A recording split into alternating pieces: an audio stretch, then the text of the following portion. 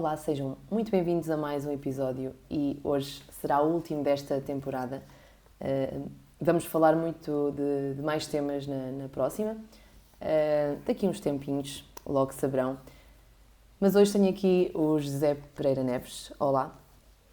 Olá. Muito boa noite. Boa noite, à hora que as pessoas nos vão ver. Exatamente. Dependendo do fuso horário, como costumo dizer. Sim. É verdade. Sim, porque também nos ouvem fora do país. Fora do país, de dia, à noite, de madrugada, às horas que as pessoas quiserem e fizer sentido a mensagem, sim. Então, queria que te apresentasse um bocadinho. Ok. Então, eu sou psicanalista integrativo, que quer dizer uma formação de base em saúde mental, psicologia clínica em mestrado, mais pós-graduação em psicanálise, 9 anos de formação teórica e técnica em saúde mental e depois algumas formações específicas mais na área de desenvolvimento pessoal e depois uma formação mais recente em tudo aquilo que é mecanismo bioquímico, funcional e integrativo na área da medicina, para tentar ir buscar as causas mais ao corpo daquilo que se passa na mente, para não ficarmos só a achar, como muitas vezes em saúde mental se acha que as pessoas têm só uma mente e não têm um corpo, ou em medicina pensarem que as pessoas têm só um corpo e não têm uma mente.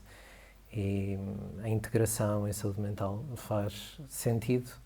É difícil porque de uma formação de base em psicologia não é fácil integrar corpo e de uma formação de base em medicina também não é fácil integrar mente e depois fica aqui uma espécie de fosso entre uma coisa e outra, normalmente onde caem as pessoas que ninguém atende, que normalmente são consideradas doentes crónicos de psiquiatria ou doentes crónicos de perturbações da personalidade ou crónicos depressivos ou crónicos ansiosos, porque às vezes estão a ser vistos como tendo problemas mentais e têm problemas físicos que ninguém vê, ou têm problemas físicos e estão a ser atendidos como tendo problemas mentais que ninguém vê. E eu gostava que essas pessoas vivessem um bocadinho melhor amanhã do que vivem hoje. E isso é aquilo que eu faço.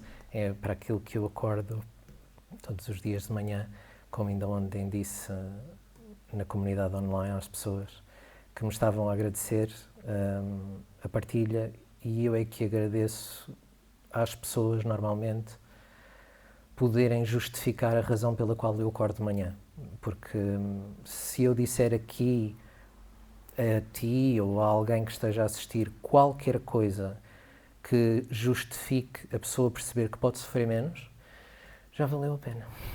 É verdade. E portanto é isso que eu faço. Sim. E eras daqui de Alcobaça? E não sou de Alcobaça, vivi muitos anos em Alcobaça. Viveste muitos anos em Alcobaça? Sou das Caldas de Rainha, vivi alguns anos em Alcobaça da minha vida, estudei na Marinha Grande e depois fui para Lisboa com 18 para 19 anos para estudar Psicologia. Pronto. Sim. E hoje vieste visitar Alcobaça? E vim visitar Alcobaça, sim. Hoje mudei aqui um bocado a nossa frase, está tudo bem, só que não, por mesmo não saber, e acho que muitas pessoas também não percebem essa parte da psicanálise integrativa. E hoje digo está tudo bem, mas não tanto, e queria assim também Pronto, a primeira coisa que as pessoas querem saber é o que é realmente essa psicanálise integrativa. A psicanálise integrativa é mais ou menos assim. Eu recebo alguém a quem eu pergunto, por exemplo, Em consulta. em consulta, em que é que eu posso ajudar. A pessoa já vem de não sei quantos técnicos, seja de saúde mental, seja médicos, e vai ao médico de família e vai ao psiquiatra. O médico de família receita X, o psiquiatra receita Y, ou vem com dores, ou vem com cansaço crónico, e vem a queixar-se de reatividade emocional. O psiquiatra acha que é uma doente bipolar, o médico de família acha que tem um burnout. E se eu for comprar isto como é vendido, a pessoa vai tomar antidepressivos para sempre, ansiolíticos para sempre, não vai dormir e eu vou andar a fazer perder o tempo à pessoa em consultas infindáveis para o resto da vida, mais ou menos sempre a sofrer da mesma maneira, excluindo da conversa uma coisa fundamental, várias coisas fundamentais que ninguém aborda. Por exemplo, estava a falar ali com o colega que está atrás das câmaras, com o Rui, que merece também ser referido. Já ganhou um ponto. Eu nunca disse isso. Pronto, mas vale a pena. Mas acho que sabe, pelo acho que bem. ele sabe. Ele sabe o afeto que tens por ele e a gratidão que tens por ele. Mas, como por exemplo, quem é que manda as pessoas beberem água? O psiquiatra, o médico de família, o psicólogo. É que na formação em psicologia, por exemplo, nunca ouvi falar de hidratação. Na formação em psicanálise também não. Os psiquiatras falam de psicofármacos, os médicos de família falam de antibióticos, de anti-inflamatórios, de analgésicos, de outros, de medicação para dormir. E se a pessoa estiver desidratada, vale a pena mandar beber água ou não? Isso liga-se com a depressão e a ansiedade ou não? Liga-se com a qualidade do sono ou não? Eu mando as pessoas beber água. Como já me disseram a mim, colegas psicólogos, mas tu não podes fazer isso, então quem é que pode? Pois, não sei, o médico de família diz isso, se calhar não, então quem é que diz? Isso às pessoas que é importante beber água. Respirar, como é que se respira? Respira, está bem, como? Como é que se respira? Alguém ensina as pessoas a respirar, o psiquiatra ensina, o médico de família ensina, o psicólogo ensina a respirar, alguns já ensinam, que têm formação em mindfulness e que têm formação numa psicologia mais integrativa e que vão buscar o mindfulness, talvez. É verdade. Falavas do livro que estás a ler, do Zen, no Zen budismo e no budismo e nas práticas orientais, a respiração, que são fundadas em cima da técnica respiratória, todas elas, senta e respira, como eu ouvi a tradução E no livro fala disso. De um mestre japonês, quando estava a ser traduzida a palavra meditação, e ele disse Zazen, e traduziram como meditation, meditação, e ele disse not meditation. E a pessoa ficou a olhar para ele. Zazen, meditation. Não. Não é meditação, é você senta e respira. E isto faz diferença, mas novamente, respira como? Se a gente não ensinar as pessoas a respirar, as pessoas vão fazer a respiração que já fazem quando estão ansiosas, que normalmente é uma respiração, e vão ainda mais hiperventilar, ainda mais aumentar a tensão arterial e a frequência cardíaca e vão ficar piores, como já me disseram várias vezes em consultório. Eu respiro, mas estou na mesma. Exato. Claro. Não funciona, exato. Então respira lá comigo. A gente ensina as pessoas a respirar. E já tive médicas que me disseram, ipsis verbis, assim, eu tenho que lhe dizer que você me salvou a vida. E eu assim, porque ensinou-me a respirar. E eu no curso de medicina nunca tinha ouvido falar sobre isso. Ok, então já pode respirar e já pode ensinar as pessoas a respirar. Pois faz muita diferença, pois faz. Já agora como é que é? Respiração abdominal, que eu normalmente... Não é do peito, é não é do peito. Normalmente é interessante as pessoas porem uma mão na barriga e uma mão no peito. Peço desculpa pelo microfone. Uma mão na barriga, uma mão no peito, para terem consciência. Pensem que se respiram mal, a gente é bom naquilo que treina. E, portanto, se a pessoa respira mal, tendencialmente vai ter dificuldade em tudo aquilo que não está treinado. Mas uma mão na barriga e uma mão no peito vão meter o ar o mais fundo que conseguirem na barriga e não vão meter ar no peito. É difícil ao início. Até o abdômen. Inicialmente vão pensar no inspiram pelo nariz, como se estivessem a cheirar um ramo de flores que cheira muito bem. E metem o ar lá em baixo e expiram pela boca como se estivessem a apagar uma vela muito lentamente. E esgotam o ar que têm dentro da barriga. E depois, novamente, 1 minuto e meio desta respiração assim, tecnicamente, com evidência científica, limpa as hormonas todas de stress do sangue. 1 minuto e meio. Mas eu tenho que meditar meia hora. 1 minuto e meio. Para respirar. Pode meditar de outra maneira, não é? Pode meditar da maneira que quiser. Eu costumo dizer, não tem tempo para meditar. Vai à casa de banho, lava as mãos e enquanto lava as mãos, respira. Vai à janela, olha para uma árvore, fixa um ponto e respira. Porque é que não? Mas não é uma coisa meditativa transcendental com uma música bonita e com um espanta-espíritos a tilintar. Irrelevante, não é isso que faz diferença. Quanto mais eu depender de coisas externas, menos autónomo eu estou. E eu também costumo dizer uma outra coisa às pessoas em consultório, que é: eu trabalho para que as pessoas sejam autónomas em saúde mental. A mim não me interessa que dependam de mim para se sentirem bem. As pessoas têm que depender delas. Claro. O que é que eu tenho em mim sempre? O meu corpo, a minha capacidade de eu fazer o que eu quero com o meu corpo. Se eu não sei respirar, eu estou a deitar fora um instrumento fundamental. Claro. E nós nascemos já com o ensinamento de respiração. Nós já nascemos com a respiração ensinada e nós perdemos ao longo do crescimento. Eu costumo dizer, Beatriz, sobre isso, qualquer mamífero, não é? Eu costumo dizer às pessoas, quando as pessoas dizem assim: mas como assim? Eu não sei a diferença. Ok, tem cães ou gatos em casa? Os bebés recém-nascidos também é um bom exemplo. Qualquer mamífero. Que é: vocês olham para um cão ou para um gato ou para um bebé que está a dormir, como é que respira? Levanta a barriga e baixa a barriga, exato. É verdade. E como é que você respira? Olha lá para si. Pois é pelo peito. Pronto, então há uma diferença, não há? Quando um animal se sente seguro, respira pela barriga. Quando se sente inseguro ou em alerta, respira pelo peito. E, portanto, está a convencer o seu corpo que está em stress. Se a pessoa respirar cronicamente mal, vai para uma zona de ansiedade. Tem uma tendência à ansiedade, ao esgotamento, ao burnout, ao ataque de pânico, porque está a ensinar ao corpo a estar num estado que não é equilibrante, se quiseres dizer assim. Sim. E aqui algumas perguntas. Força. Não sei se são perguntas corretas, mas também para continuarmos a perceber o que é realmente isso. Havia um professor na faculdade, Beatriz, que dizia em relação a isso, assim: não há perguntas estúpidas. Pode haver respostas estúpidas. A minha mestre disse-me isso. Pronto. Podes perguntar o que tu quiseres. Então, força. Então, é verdade que depois de algumas sessões, nós começamos a perceber o porquê do cão nos ignorar. Isto é um exemplo estúpido, mas foi a pesquisa que eu fiz.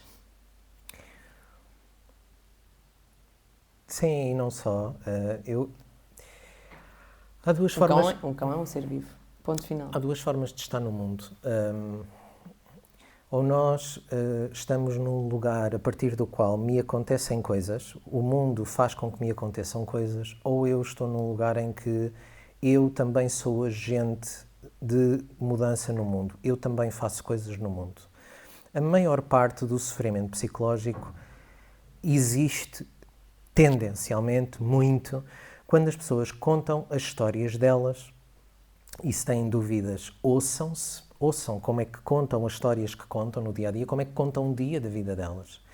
Mais ou menos na ideia de que, pois eu fui ali, aconteceu-me isto, fui ali, fizeram-me aquilo, disseram-me aquilo, irritaram-me, provocaram-me e eu não pude não reagir, tenho que dizer. Sim, mas ou a gente vai de arrojo atrás das coisas que nos acontecem, ou então eu posso escolher como é que eu ajo no mundo.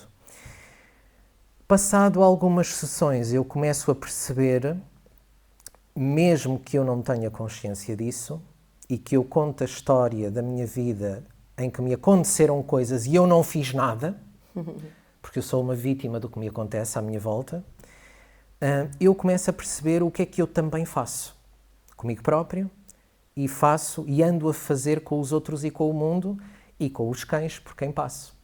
Seja porque me rosnam, seja porque me mordem, seja porque me ignoram. E começo a fazer a boa pergunta que é, independentemente do que me fazem, porque se nós ficarmos dependentes do bom senso dos outros, estamos desgraçados de uma maneira geral, eu começo a perceber o que é que eu faço ao cão para ele me ignorar, o que é que eu faço ao cão para ele me rosnar, o que é que eu faço ao cão para ele me morder. Eu posso fazer diferente ou não?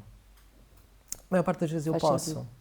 E, portanto, ou eu fico preso no sofrimento de que o cão me ignora, ou me faz qualquer coisa, ou eu fico preso e ocupo mentalmente, não me preocupo, ocupo a minha mente bem com perguntas boas, que é o que é que eu posso fazer para que o cão haja, ou uma pessoa, De ou outra qualquer maneira. situação, produzir qualquer coisa diferente na minha vida. Mas eu também posso fazer coisas ou não?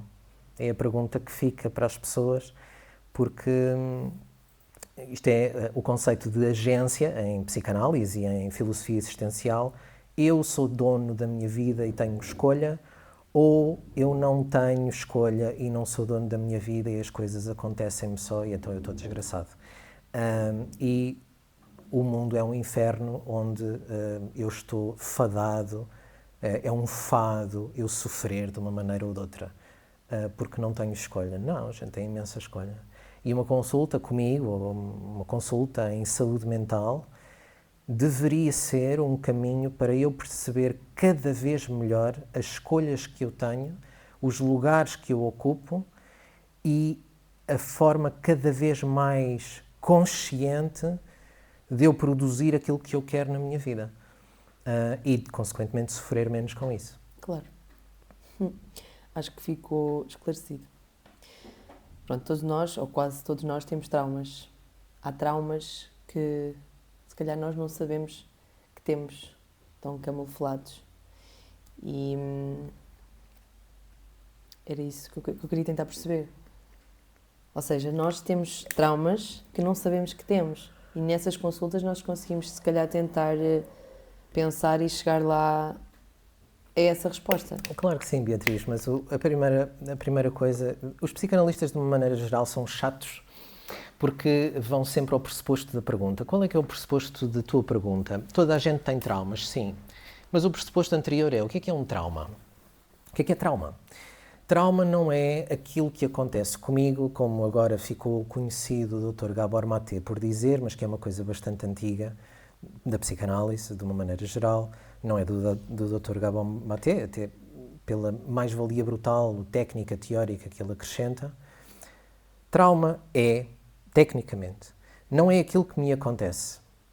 São os recursos que eu não tenho e que as pessoas à minha volta também não me conseguiram dar para eu lidar com o que me aconteceu. Certo.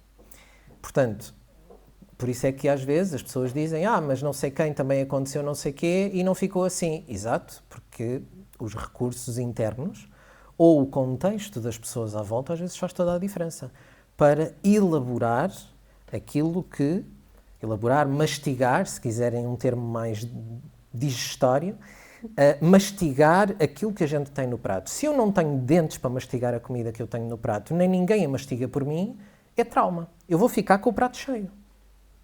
Portanto, a questão não é a coisa, estás a ver? Independentemente se foi há 10 anos atrás, se foi há 1 minuto atrás, é: eu tenho em mim, ou tenho pessoas à minha volta que me ajudam a mastigar ou não. E se não tenho, nunca tive, se calhar sentados numa cadeira à frente de alguém, em consultório, que queira saber, que queira ouvir e que tenha dentes para ajudar a mastigar, é a primeira vez que a pessoa tem a possibilidade de começar a tirar algumas coisas do prato e ter o prato um bocadinho mais leve, até para pôr outras coisas, outras comidas mais interessantes que não sejam aquelas, para abrir espaço no prato delas. Deixa-me lembrar agora um senhor de idade que a filha... tem nada a ver uma coisa com a outra, né? Mas falando em mastigar, a filha queria-lhe dar, de vez em quando dava-lhe puré, fazia e ele nunca queria. Tens que me dar batatas inteiras, eu ainda tenho dentes. E agora fez-me lembrar disso. E que é um outro problema também, que é a questão da funcionalidade, que também vale para os dentes. Se a gente começa a dar mastigado demais, não é? E isso é a mais-valia de alguém com capacidade técnica em saúde mental, é eu saber o que é que você aguenta mastigar por si e o que é que não aguenta mastigar por si. Eu tenho que lhe dar recursos primeiro para depois você comer o que tem no prato e conseguir ir depois para a sua vida e não ficar dependente de mim para mastigar tudo na sua vida. Esse não é o meu modelo, de mastigar as coisas pelas pessoas, é de dar recursos. Mas se a gente mastiga pura ou dá puré, os dentes perdem a função. Claro. E então eu estou a retirar recursos às pessoas que elas têm. E estou a convencer as pessoas que não só elas não têm dentes, como nem precisam deles. E ficam mais incapacitadas no dia a seguir. Claramente. E, portanto, o caminho de autonomia e de potenciação de recursos deve ser ao contrário. Se você já tem, mesmo que não consiga tudo, você vai ter que mastigar aquilo que tem dentes para mastigar, para se convencer que tem e que vai querer ter mais ainda amanhã. Esse é o ponto, está a ver? Mas retirar recursos, seja por dar mais em puré, ou então dar coisas duras demais, para a pessoa depois partir os dentes que tem e ficar sem, seja em saúde física, seja em saúde mental, normalmente não funciona muito bem. Falando em dentes e mastigar, um tipo de ajuda que dá nas suas consultas, há bocado tratei por tu, agora estou a tratar por você. Pode ser de uma ou de outra, assim. A alimentação é uma delas, certo? Falar da alimentação e ajudar muito. É porque em medicina aquilo que deveria ser regra e não é, porque não há formação suficiente em nutrição em medicina, não há nenhuma de uma maneira geral. Isto não é dito por mim, é dito por gente que dá formação a médicos, que eu conheço. Não há, em Portugal, formação em nutrição, em medicina. Os nutricionistas e a forma como se faz nutrição dentro das faculdades de nutrição é profundamente insuficiente, no sentido mecanicista, bioquímico. E, portanto, o que é o pressuposto da medicina funcional integrativa e da medicina mais bioquímica, que vai mais às causas, procurar as causas. O Dr. Vítor Sorrentino, entre outros, o Dr. Leir Ribeiro e outras sumidades em medicina dizem sempre isto: a comida vem primeiro. Antes de qualquer medicação, antes de qualquer suplementação, a comida primeiro. O que é que eu estou a dar? Que tijolos é que eu estou a dar ao meu corpo para construir a casa? Verdade. Se eu como muito mal, se eu estou em carência nutricional, se eu não tenho tijolos para construir a casa, como é que eu vou construir saúde? Eu estou, dia após dia, a construir doença. Então, e qual é a boa nutrição? Depende, a nutrição é um instrumento clínico. A boa nutrição para uma mulher é diferente da boa nutrição para um homem. A boa nutrição para uma mulher de 60 anos é diferente de uma boa nutrição para uma mulher da sua idade. Dependendo também da doença, da constituição genética, do grau de stress que a pessoa tem no dia-a-dia, das horas de que dorme. Portanto, depende, é um instrumento clínico. Ainda ontem dizia isso a uma pessoa que me perguntava: gengibre de manhã ou sumo de limão? Depende. O gengibre é modulador da microbiota intestinal em jejum de manhã. Eu preciso de modular o microbioma, preciso de modular a inflamação que tenho no intestino. Estou com a inflamação ou não? Ou estou bem? Se estou bem, se calhar posso só beber água. Se eu não estou muito bem, se calhar um gengibre com água de manhã é interessante, reduz um bocadinho a inflamação. Pode ser a diferença de eu andar com dores nos intestinos o dia todo ou andar bem. A nutrição é sempre muito importante. A nutrição é fundamental, é o que vem antes de qualquer outra coisa. Eu até diria, é o que vem antes da saúde mental, porque não há saúde mental sem intervenção nutricional adequada. A nutrição em saúde mental, que é uma coisa que não se faz, começa-se a fazer nos Estados Unidos, no Brasil, em Portugal começa-se a fazer, mas de uma maneira geral faz-se pouco e substitui-se por psicofármacos, substitui-se por químicos, substitui-se, depois as pessoas têm dores, estão inflamadas, tomam medicação gastroenterológica, anti-inflamatórios, reguladores gastrointestinais, para a obstipação, para a diarreia, para as dores musculares que têm. Sim, mas se alimentassem bem, se calhar, e se viessem saber o que é boa alimentação para o organismo delas, o que é que funciona, se calhar poderiam não tomar aqueles químicos todos se o corpo produzisse serotonina, se o corpo não estivesse inflamado, estavam menos deprimidas, menos ansiosas. Talvez fosse mais interessante começarmos a pensar em nutrição aplicada à gestão e à promoção de saúde do que andarmos a medicar para as doenças que as pessoas têm. A prevenção em saúde, isto é uma coisa que se fala pouco, mas que talvez se vá falar mais nos próximos anos. A prevenção em saúde é mais barata do que a gestão da doença. Claramente. Mas não há dinheiro para pagar o Sistema Nacional de Saúde. Invistam em prevenção. É mais barato. Prevenção é quase que natural. E se eu ensinar à Beatriz o que é suposto você comer e o que é que funciona para o seu corpo estar em equilíbrio, você usa muito menos o dinheiro do Estado para ir às consultas, ocupa muito menos lugares no centro de saúde, nas urgências do hospital, toma muito menos medicação. Eu, felizmente, tenho uma nutricionista, né? E... Felizmente? Claro, é felizmente. E todos os meses tenho uma consulta, pronto.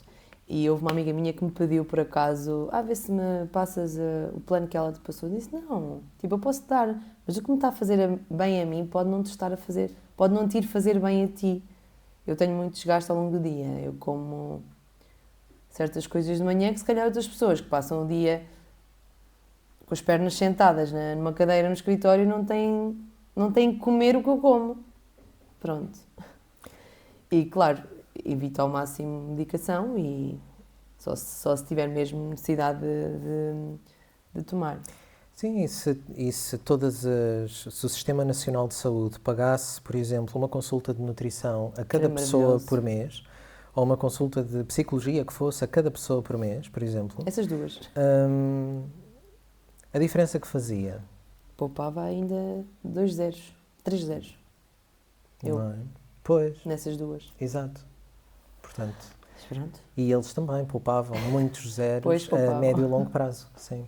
As pessoas duravam mais, estavam menos de baixa, eram mais produtivas, tinham mais energia para trabalhar. Essas coisas que... É difícil chegar lá. São importantes, sim. Outra coisa no livro que eu agora lembrei-me também, que tem a ver com a alimentação, mas não nesse sentido, nesse livro Zen que eu estava a falar há pouco, há uma coisa muito gira que diz, e que a maioria das pessoas, ou quase 99% em Portugal e fora do país, não o fazem, que é, enquanto estou a comer, largar tudo. Eu comecei a fazer isso há pouco tempo, que eu acabava por responder a mensagens e chamadas enquanto estava a comer. E mesmo sozinha. E agora não. Fizeram-me pensar nos feijões que eu estava a comer, de onde é que vieram os feijões, quem é que os pôs na lata, porque eram de lata, quem é que os pôs na lata e esse processo todo. E isso faz mesmo uma pessoa ficar calma. E eu não tinha essa noção. Sim. E o mundo está completamente desligado. Mas vale a pena retirar isso do campo espiritual, porque as pessoas que ouvem esse tipo de descrição pensam assim, pronto, mas lá estão eles com estas coisas da espiritualidade e do zen, mas para que é que isso serve às pessoas na prática? Eu vou explicar o que é que serve às pessoas na prática. É assim, há uma coisa que se chama nervo vago, que é uma coisa que sai do cérebro e se liga ao intestino, e ao estômago, e ao sistema gastrointestinal de uma maneira geral, e o cérebro conversa com o intestino e com o estômago, e o cérebro, conversando com o intestino e com o estômago também conversa com o cérebro. E, portanto, não é irrelevante o estado emocional em que eu estou a comer. E, portanto, dizer assim às pessoas, nós somos National Geographic, portanto, um episódio curto de National Geographic, que eu via muito em criança, que é assim. No National Geographic há 2 estados de um animal. Estado número 1, está em relaxamento, está a comer e pode estar relaxado a comer e a digerir comida. E, portanto, o sangue pode ir para o estômago pode trabalhar, pode digerir a comida, pode absorver nutrientes e está tudo bem. Se não está tudo bem, o cérebro vai dar uma informação ao estômago que não é para digerir comida agora, é para pôr o sangue aonde? Nas perninhas, que é para eu fugir do que aí vem. Portanto, digerir coisas não é prioridade. Quando nós estamos em stress, a mandar mensagens, a ver mísseis a cair na televisão, a ver coisas que nos ativam, hiperativam o sistema dopaminérgico, glutamatérgico, que é como quem diz o modo de sobrevivência no cérebro, o estômago vai imediatamente mexer menos, porque as pernas é que é para mexer, para fugir dos mísseis, não é? Porque a minha mente não sabe a diferença, porque é assim que funciona, entre missas que estão aqui na televisão, o estado emocional da ativação em que eu estou, irritado, estressado, frustrado, o que seja, se eu estou neste estado, eu estou em modo de sobrevivência e, portanto, vou produzir menos ácido no estômago, o estômago vai mexer menos, o intestino vai mexer menos e depois, no sentido mais, a prova disto para as pessoas que estiverem a ouvir é se vocês tiverem acabado de comer e tiverem um stress muito, muito, muito, muito grande, para-vos a digestão. E começam a ter vontade de vomitar, se não vomitarem mesmo. Porquê? Porque digerir comida naquele momento não é o mais importante. O mais importante é reagir ao stress. E ou se digere comida, bem, e se aproveitam os nutrientes do que se está a comer, ou se está em stress. Razão pela qual a maior parte das pessoas estão em carência nutricional e alimentar, por melhor alimentação que façam, o corpo não vai aproveitar aquilo, porque está em stress, não vai absorver nutrientes. Mas eu como bem, que é o que eu mais ouço as pessoas dizerem a consultório. Mas eu até como bem, sim, mas no estado em que está provavelmente não absorve coisa nenhuma. Nota de rodapé, também não vale a pena dar suplementação a essas pessoas, porque também é lixo, como diz uma colega minha de medicina tradicional chinesa, que diz, pois, é investimento em urina de qualidade. Porquê? Porque as pessoas estão num estado em que o organismo não tem recursos para aproveitar aquilo. Portanto, a gente tem que primeiro dar condições às pessoas, consciência às pessoas que podem pensar de onde é que vem o feijão, mas também podem, antes, quando vão aquecer a comida, quando têm o prato à frente, param um bocadinho e respiram. Devia ter feito isso hoje. E depois abrem os olhos e vão comer. Porque está tudo bem, estão só a comer, têm comida à frente. Há quem não tenha, está tudo bem, não estão a cair mísseis ali. Há quem tenha mísseis a cair em casa. É verdade. E, portanto, em que estado é que podem estar, e agradecer até, porque estão a comer. E agora é para comer. Inclusive há pessoas, e isto é muito mau, a gozar quando alguém está... há muitas pessoas que rezam antes de comer e que agradecem. E nós vivemos numa sociedade, infelizmente agora, que gozam muito e fazem pouco dessas situações. E isso é muito mau. Sim, mas as pessoas que normalmente gozam no sentido pejorativo e jocoso, narcísico, arrogante com os outros, que querem invalidar os outros, normalmente isso sai de um lugar de profunda insegurança interna e, portanto, as pessoas estão a tentar... Frustração. As pessoas estão a tentar regular-se a elas próprias quando estão a gozar com os outros. Não aguentam aquela realidade, normalmente têm até, de alguma forma, dizendo isto de uma forma mais... soft. Não é soft, eu não tenho uma forma soft de dizer as coisas, mas de uma forma mais corriqueira. Quem goza com quem está a rezar é porque tem inveja do estado em que aquela pessoa é capaz de estar. Claro. E não consegue. Porque eu não consigo estar naquele estado, eu não consigo ter aquela fé, estou constantemente em modo de sobrevivência e acho que aquilo é estúpido porque é impossível, porque se fosse possível eu era capaz de fazer. Mas como eu não sou, é porque aquilo é estúpido. Portanto, é uma arrogância e uma inveja normalmente narcísica quando as pessoas tentam invalidar os outros. É por incapacidade própria.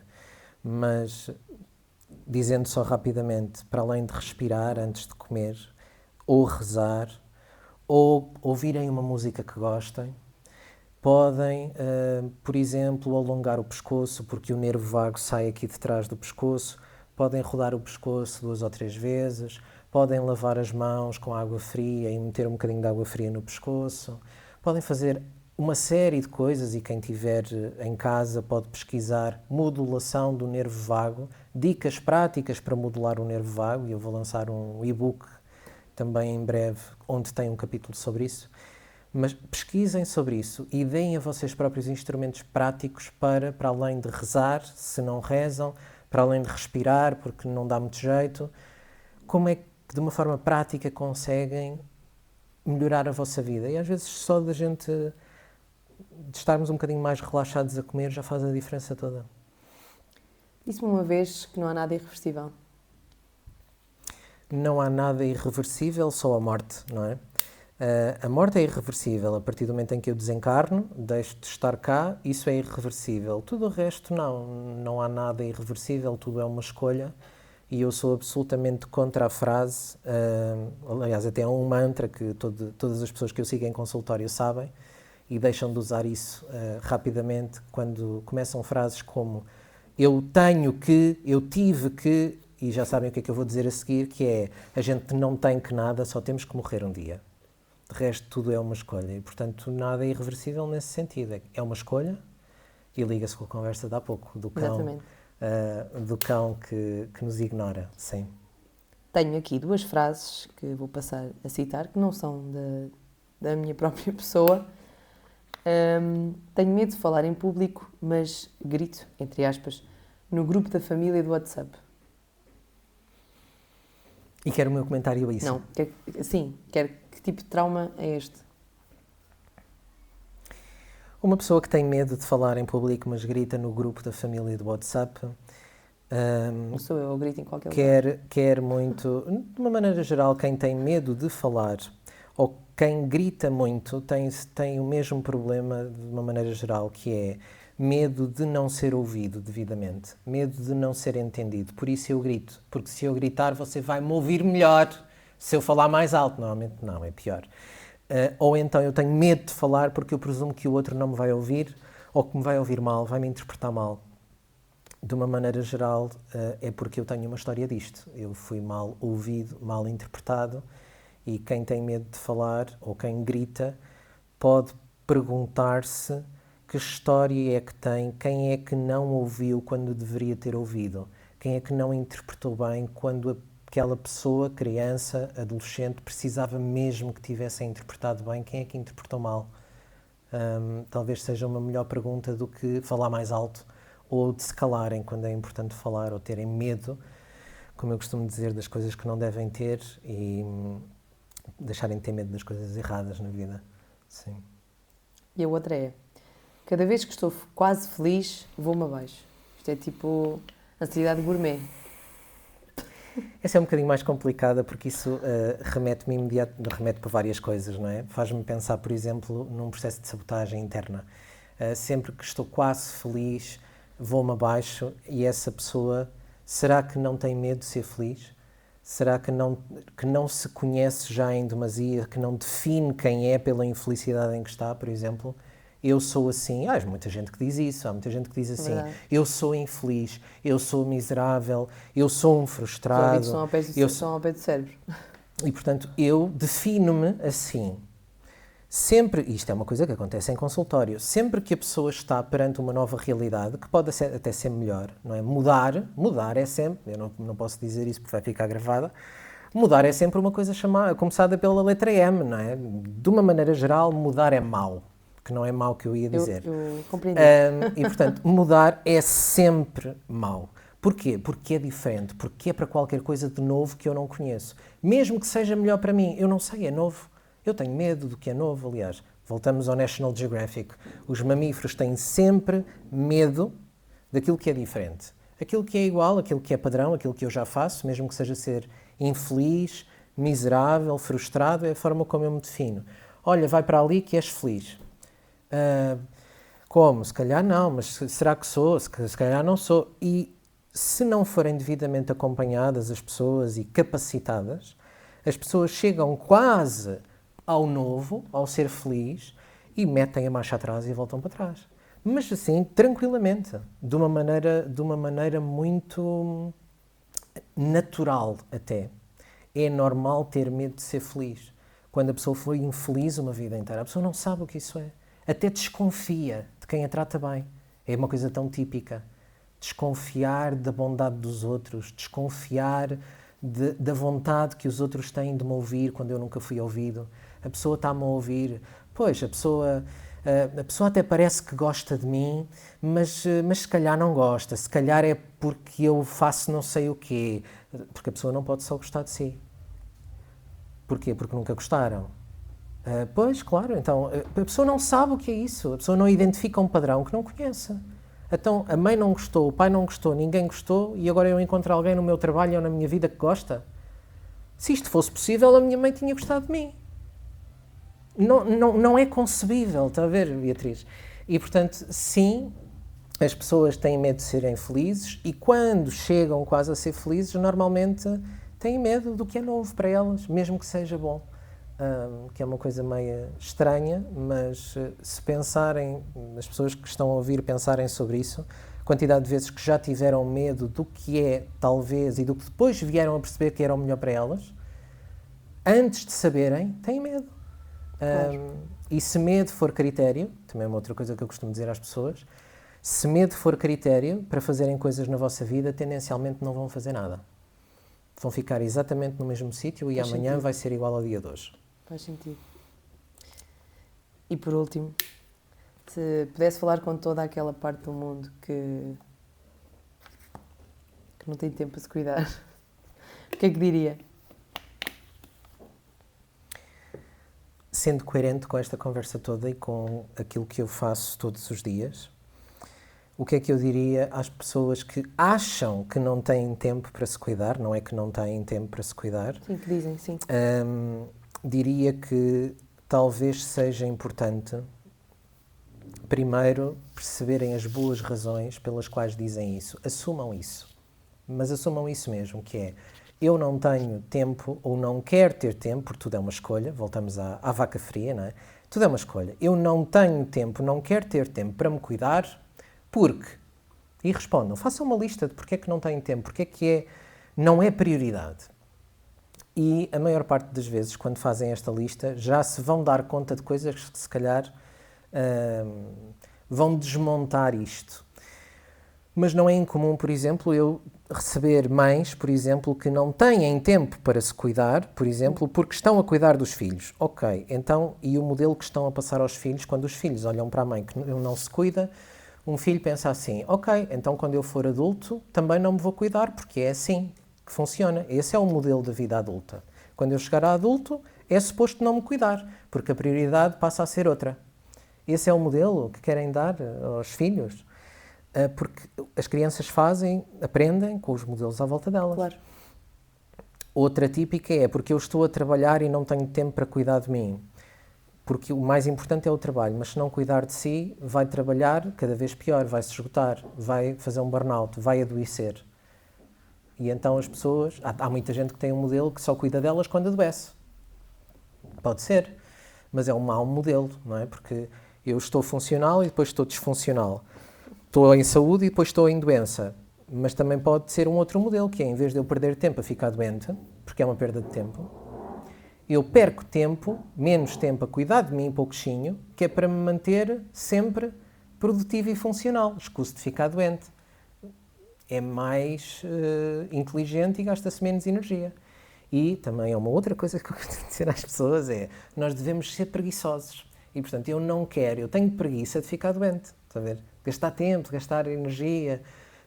Portanto, tenho preguiça. Eu quero fazer o que resulta para mim para não chegar a perder tempo a ficar doente. Para poder fazer as coisas que eu gosto, ter energia para as coisas que eu quero, para trabalhar, para outras coisas, para relaxar, porque se não relaxar fico doente.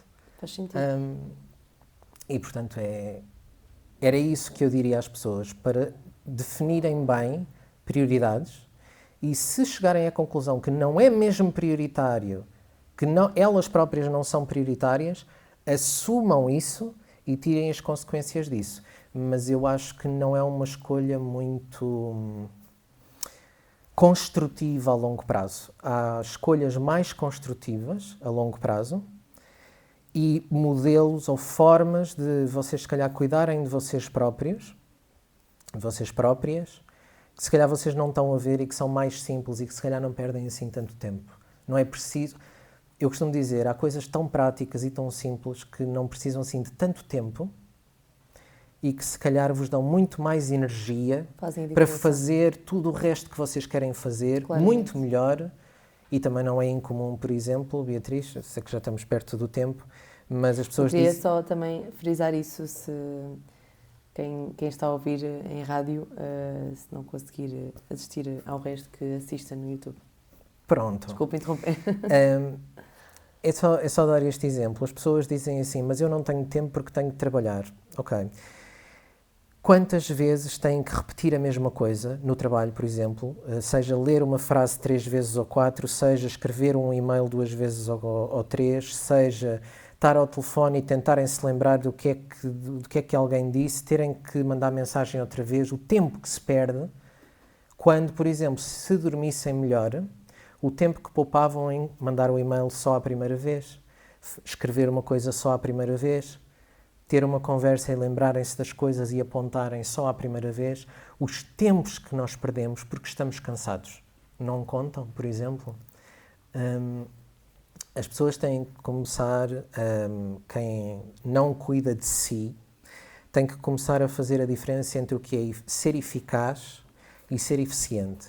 Ser eficaz é escavar, eu uso sempre este exemplo, escavar um buraquinho para jogar ao berlinde com uma bulldozer das obras. Ficou escavado ou não ficou escavado o buraco? Ficou, mas era preciso tanto. Se calhar não era preciso tanta energia para escavar um buraquinho para jogar ao berlinde. E há aí tanta gente que se esgota com uma bulldozer para tudo na vida e depois diz assim, mas ficou feito ou não ficou feito? Mas esse não é o critério. Mas esse não era o Berlim. Não era preciso isso tudo. Essa energia era muito melhor usada com outras coisas que se calhar na sua vida precisam de tempo e energia. E se calhar escavava só o buraquinho que era necessário. Quanta energia a gente desperdiça para depois justificar que não temos tempo para cuidar de nós a seguir. E, portanto, é uma boa reflexão também quem não se prioriza, se não pode fazer mais com menos energia. Em tudo na vida desde que acorda de manhã. Onde é que eu posso gastar menos energia e fazer melhor? Porque senão andamos só a esgotar e a adoecer e isso é muito pouco interessante. Olha, José, obrigada. Obrigado. Não sei se quer acrescentar mais alguma coisa. É agradecer o convite e agradecer a humanidade, como disse desde o início, e convidar as pessoas a assistirem, seja a esta conversa, seja às outras conversas, porque são exemplos de humanidade e de temas fundamentais que não se falam e que normalmente as pessoas têm ou medo de falar. Todos gostam de ouvir, é o que eu costumo dizer, mas ninguém gosta de falar. Sim, e que normalmente não são serviço público em horário nobre na televisão. É muito mais interessante passar mísseis na televisão do que falar sobre como é que as pessoas podem viver melhor ou serem menos ansiosas ou estarem menos deprimidas. Isso não é interessante, o que é interessante são outras coisas. E aqui, com a Beatriz e com todas as pessoas que estão por trás das câmaras, são pessoas que tiram o tempo para fazerem serviço público em saúde mental e melhorarem um bocadinho a energia e o bem-estar e o estado emocional em que as pessoas estão amanhã porque assistiram a isto. E isso é de louvar, é de agradecer por mim e por todas as pessoas que estão a ouvir. Agradeço-lhe o convite. Obrigada. E o trabalho que faz. Sim. Obrigada. E acho que tentou também passar aqui certas coisas, e é o que nós tentamos passar, convidando várias pessoas diferentes, uns conselhos e umas coisas para levarem a vida mais leve. Pronto. É isso. E então chegamos ao último episódio desta temporada. Está a ver, esta parte descontraída acho que também puxa um bocado para a verdade, não é? Sim, a verdade e a autenticidade, que é a ideia de que as pessoas são só pessoas a tentarem fazer o melhor que sabem. Perfeição não é critério, é melhor feito do que perfeito. E então chegamos, é um exemplo de quem não está em personagem, está só relaxada à conversa comigo e saiu-lhe isso como poderíamos estar em casa ou no café a conversar e como está relaxada e não está totalmente a ser só um personagem profissional, sai-lhe isso, mas está só a ser um ser humano. Sim. Até porque cada vez que tenho um convidado escrevo algumas coisas diferentes e é giro porque eu só escrevo, ou seja, só leio uma vez. Escrevo à mão, nada profissional, e até mesmo para não ser mesmo robótico. Chegar aqui, fazer as perguntas e pronto. Claro que olho para o papel, né? Tenho de ter os meus tópicos. Mas pronto, é isso. Obrigada pela sinceridade também e pelo que nos disse aqui. E até à próxima. Até à próxima. E depois, pronto, havemos de nos ver por aí. Sim, e é sempre bem-vindo o seu convite se quiser falar sobre outros temas em específico. Havemos de falar de outros temas. Porque é o meu propósito tentar acrescentar qualquer coisa, sempre que pensar em mim e pensar que é o José que podia dizer umas coisas sobre isto. Sem problema nenhum, não é? Organiza-se. Nós sabemos. Então, muito obrigada por assistirem a mais um episódio e agora não vão acompanhar, não é? Mas já sabem, todas as quintas-feiras. Neste momento vamos ter uma pausa, portanto será hoje a última desta temporada e we'll see, não é? Como se costuma dizer. Vamos ver então quando começar e nas redes nós vamos avisar na Sister FM e no meu próprio Instagram. Obrigada e sejam felizes e respirem.